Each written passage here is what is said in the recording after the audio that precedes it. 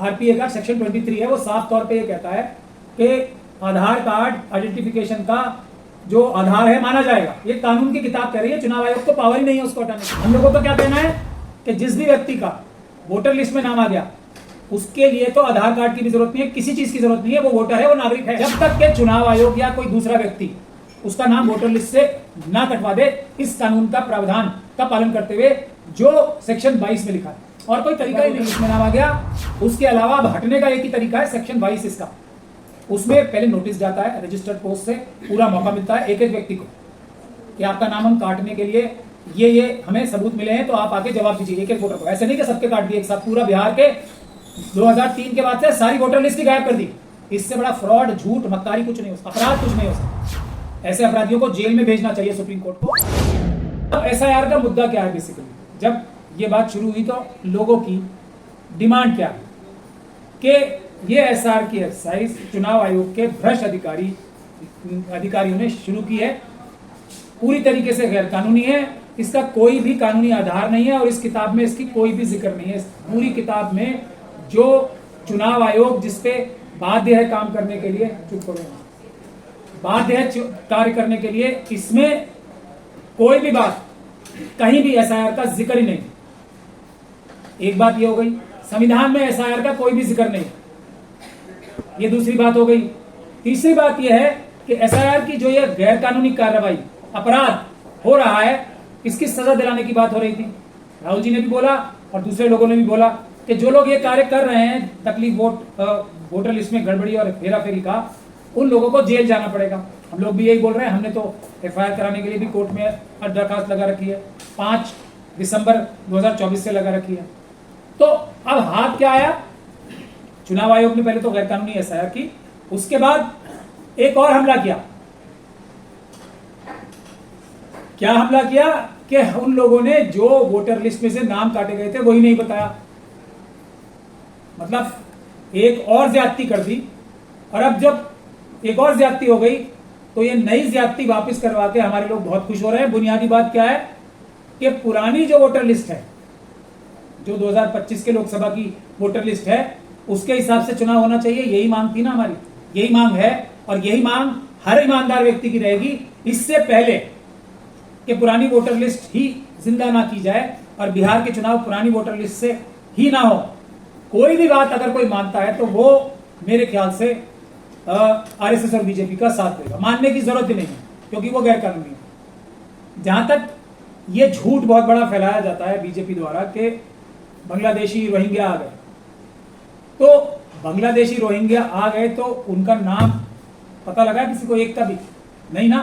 तो पहली बात यही है कि आरएसएस और बीजेपी के लोग सच बोलने में अक्षम है, बोल ही नहीं सकते, इसलिए उनकी किसी भी बात पे ध्यान नहीं देना चाहिए। और चुनाव आयोग भी आरएसएस और बीजेपी का एक वर्कर है।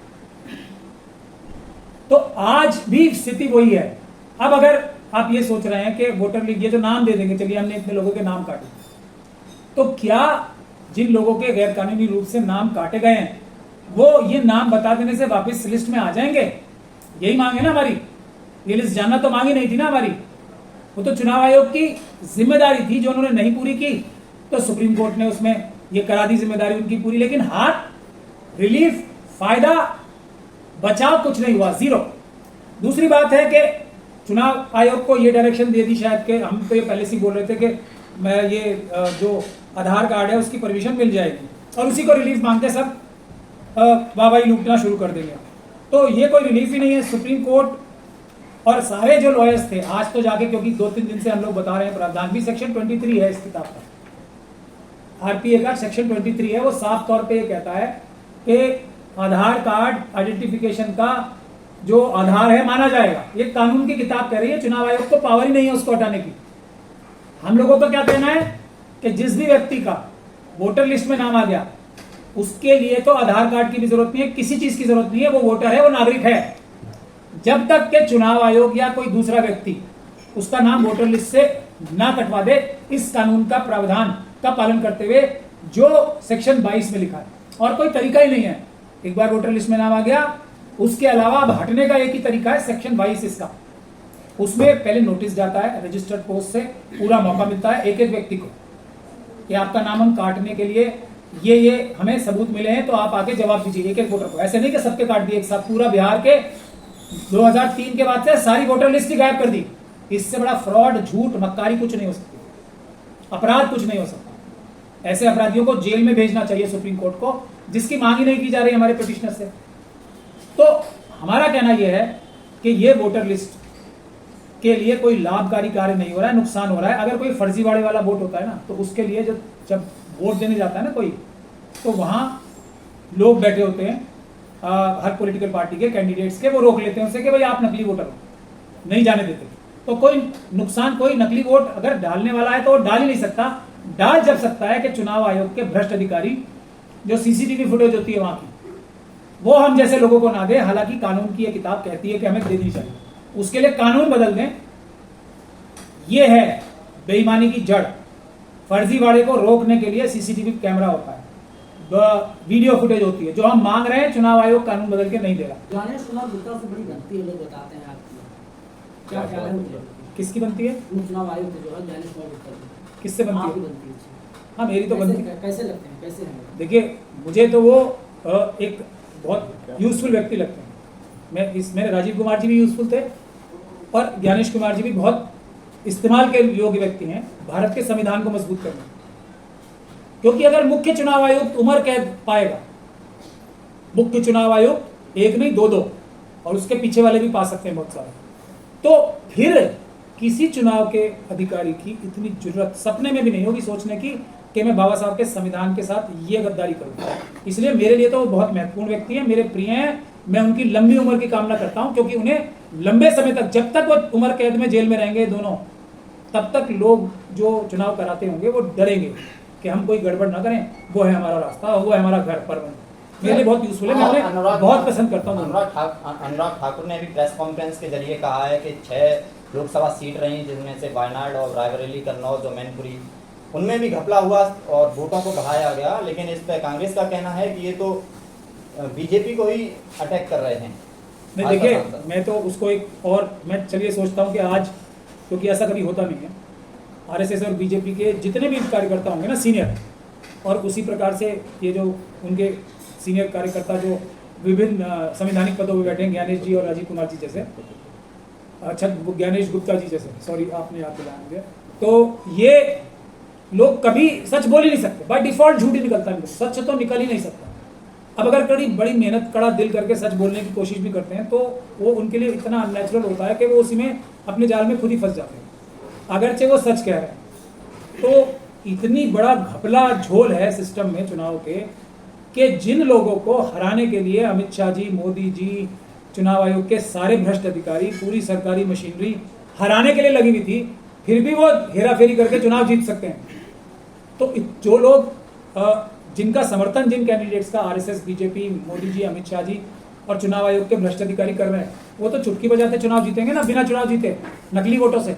ये तो अपनी बात को वो और काट भी रहे हैं और ये बता रहे हैं कि ये तब भी पॉसिबल है जबकि पूरा देश लगा हुआ हो किसी काम को, किसी व्यक्ति को हराने के लिए, वो फिर भी हेराफेरी करके जीत सकता है। तो अब इन लोगों में वैसे अकल भी कम होती है, इसको उनको क्या ही बोला जाए। सवाल सब मेरा ये है कि राहुल गांधी तो नेता हैं, चाहे तेजस्वी हों, अखिलेश यादव हों, ये तमाम नेता हैं और राजनीति करेंगे। कोई वोट चोरी का आरोप लगाता है, कोई फर्जीवाड़े का, कोई वोट काटने का। आप तो राजनीति से नहीं जुड़े, आप तो एडवोकेट है। सच्चाई कहाँ है, क्या गड़बड़ी है?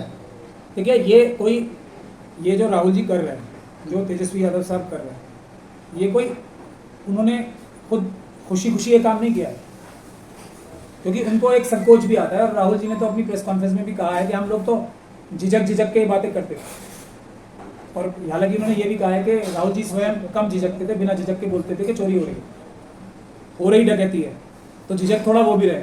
लेकिन ये जनता ने मजबूर किया हमें बोलने के लिए कि ये आपका विषय नहीं है कि आप चुनाव नहीं जीत रहे। ये भारतीय जनता पार्टी को पूरे देश की जनता 90% से ज्यादा खिलाफ वोट देके हराना चाहती है। ये हार क्यों नहीं रहे?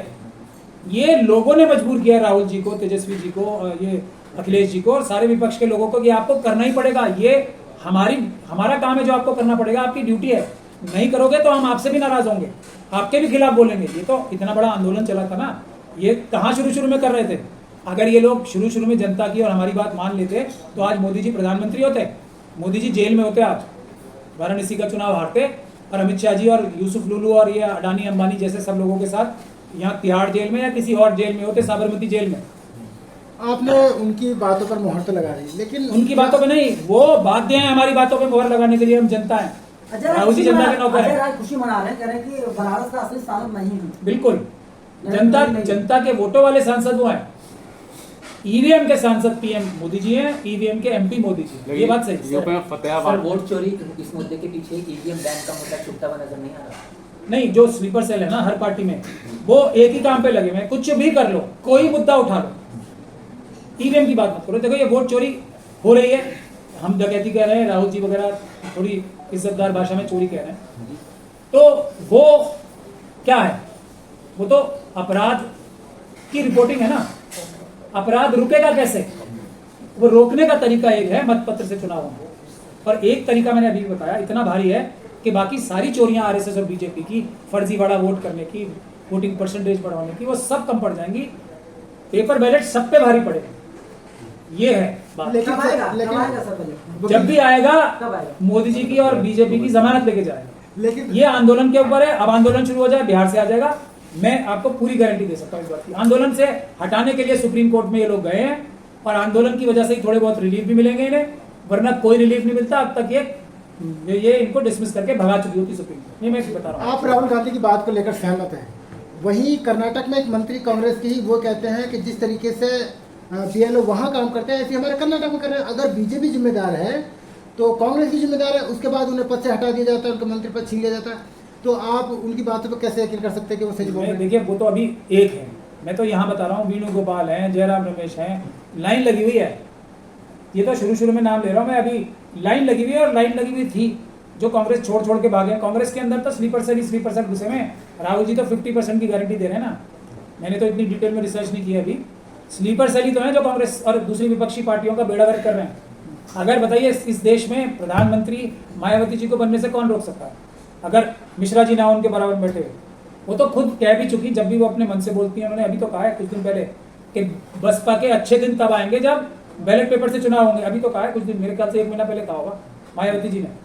तो ये हर लीडर की जो स्लीपर सेल की बात से के जंजाल से निकल के जब भी बात करेगा, यही बात करेगा। खड़गे जी ने बोला पेपर बैलेट, राहुल जी ने बोला पेपर बैलेट, 2018 के कांग्रेस के वर्किंग कमेटी के रेजोल्यूशन ने बोला पेपर बैलेट। अखिलेश जी बोलते हैं मैं 80 की 80 सीटें जीत जाऊं तब भी paper ballot. Mamata Banerjee paper ballot, Stalin साहब पेपर बैलेट। फिर भी ये पेपर बैलेट के लिए आंदोलन नहीं हो रहा ना। इसका मतलब क्या है? कांग्रेस के अंदर, सभी विपक्षी पार्टी के अंदर सुपारी लेके स्लीपर सेल्स बैठे इसलिए हैं कि ये ईवीएम की बात नहीं होनी चाहिए। बाकी सब चीजें मोदी जी झेल लेंगे, पेपर बैलेट मोदी जी की झेलने की सकत या वैल्यू नहीं है।